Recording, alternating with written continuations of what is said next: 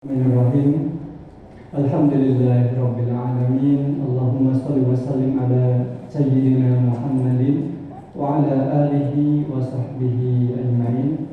Hadirin wa hadirat yang terakhir Allah muliakan.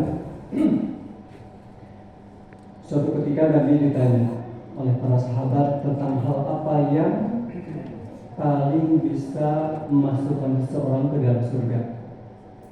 Tentu kita tahu bahwa seseorang masuk ke surga itu bukan karena amal dia, akan tetapi lebih karena rahmat Allah Subhanahu wa taala.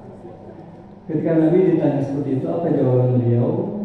Taqwallah wa husnul khuluq. Jadi hal yang paling memungkinkan seseorang masuk surga setelah mendapatkan rahmat Allah yaitu adalah ketakwaan kepada Allah, takut kepada Allah, dan akhlak yang baik, akhlak yang mulia. Jemaah sekalian, satu hal yang harus kita sadari, kita cermati bahwa semua ibadah yang Allah wajibkan, syariatkan kepada kita, hakikatnya di antara fungsinya adalah supaya bisa membangun ketakwaan kepada Allah dan supaya akhlak kita semakin baik, akhlak kita semakin mulia. Termasuk adalah ibadah saum yang sedang kita upayakan. Allah Ta'ala telah mengizinkan kita untuk masuk di bulan Ramadan ini, untuk bisa melaksanakan ibadah yang ibadah saum, ibadah yang sangat agung. Mengapa tidak mungkin Allah mewajibkan ibadah saum kepada kita, pada umat sebelum kita, kecuali karena suatu tujuan yang sangat mulia. La'allakum tattaqun, supaya kita ini bisa mewujudkan ketakwaan yang bisa menjadi faktor kita masuk ke dalam surga Allah Subhanahu wa taala. Pertanyaan besar yang patut kita renungkan adalah seberapa sungguh-sungguh kita melaksanakan ibadah puasa sehingga kita bisa merasakan memetik buah dari puasa kita, yaitu bahwa ketakwaan itu memang tercermin dalam diri kita dan akhlak kita semakin baik. Ini pertanyaan besar. Mengapa demikian? Ketika kita sudah melaksanakan ibadah puasa sekian puluh kali, kalau ternyata ketakwaan itu belum hadir dalam diri kita, akhlak kita belum baik, akhlak kita belum mulia, berarti ada yang salah dalam ibadah-ibadah yang kita lakukan selama ini. Masih banyak kekurangan. Dan khatib mengajak kepada jemaah sekalian, marilah kita bersungguh-sungguh, bermujahadah, senantiasa berharap kepada Allah Ta'ala supaya kita bisa menerjemahkan ibadah kita, wabil khusus ibadah puasa yang sedang kita upayakan. Khatib ingin berbagi dengan jemaah sekalian bagaimana cara kita meningkatkan ibadah, khususnya ibadah puasa kita. Yang pertama tentu kita menjauhi semua perkara yang berbahaya, makan, minum, dan lain sebagainya.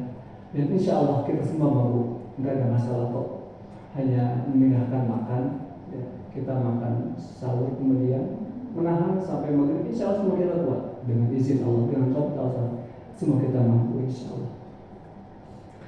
Yang kedua dan mungkin lebih berat adalah bagaimana kita bisa menahan perilaku kita, ucapan kita, mata kita, telinga kita, lisan kita, tangan kita dari hal-hal yang bisa menghilangkan keutamaan atau pahala puasa kita.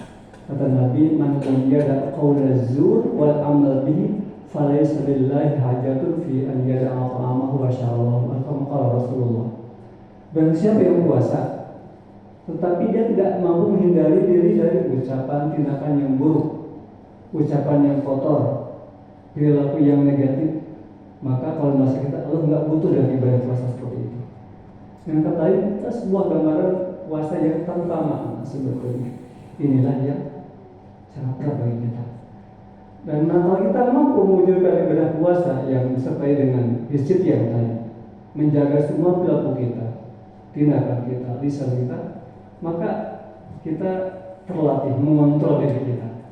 Selama puasa kita menjaga perilaku kita supaya tetap dalam kuri dan ketakwaan, dan nanti insya Allah di bulan Syawal juga kita berusaha, sudah punya modal, kita sudah punya dasar bahwa kita berhasil selama puasa dengan menjaga perilaku yang senantiasa dalam koridor ketaatan kepada Allah Subhanahu wa taala.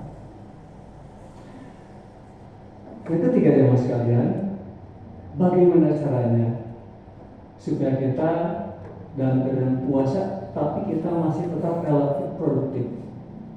Kita lapar, ya lapar. Kita haus, tapi juga haus. Akan tetapi bagaimana kita tetap bisa beraktivitas secara normal. Ibadah kita jalan, tarawih kita jalan, kerja kita jalan, relatif tidak ada perubahan yang berarti dan kemudian kita tetap fit.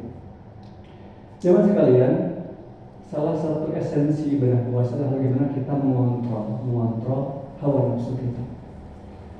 Sebuah kebiasaan yang mungkin agak kontraproduktif ya, agak aneh. Semenjak subuh sampai maghrib kita mau menahan diri, menahan makan dan minum. Tapi ketika maghrib, betapa beratnya kita menahan nafsu kita. Kita ingin makan itu, sehingga kalau kita tidak mampu menjaga diri, perut kita kenyang. Tarawih berat, tilawah berat. Itu menjadi sebuah hal yang agak aneh sebetulnya. Ataupun ketika kita sahur, kebanyakan baca subuh bagaimana? Apa yang kita rasakan? Ngantuk dan lain sebagainya. Semangat tidak ada. Padahal kata Nabi dalam salah satu doanya, Allahumma barik li ummati fi bukuriha. Ya Allah, berkahi dalam waktu di waktu pagi mereka. Artinya waktu pagi itu waktu yang harus kita perjuangkan supaya kita tetap produktif. Apakah kita tilawah, belajar, kalau yang bekerja dan lain sebagainya. Kita usahakan jangan sampai kita di dalam puasa ini pada subuh tidur gitu ya. Itu perjuangan. Tapi itu salah satu upaya kita untuk bisa menyempurnakan amal ibadah puasa kita. Kita tetap produktif baik siang maupun malam insyaallah taala. Dan yang terakhir, kita harus senantiasa berharap pada Allah Ta'ala supaya Allah menerima semua amal ibadah kita. Dalam surat Al-Mu'minun, Allah Ta'ala berfirman ketika memuji orang yang soleh, walladzina yu'tuna ma atau wa qulubuhum wajilatun annahum ila rabbihim raji'un.